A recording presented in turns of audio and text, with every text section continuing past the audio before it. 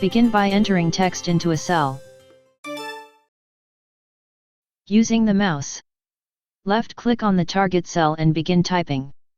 Hit the Enter key when done. Delete data from a cell or range of cells. Click on the target cell. Then hit the Delete key. Similarly, you could select a range of cells, then hit the Delete key. I'll undo that with the Ctrl and Z keys. Right-click the mouse and select Clear Contents from the menu.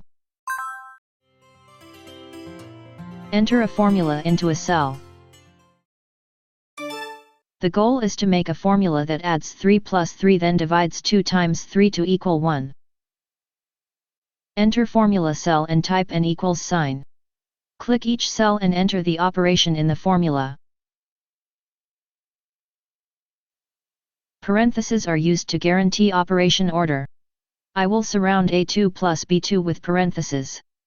Then do the same for C2 asterisk D2. Notice that the asterisk or star represents multiplication.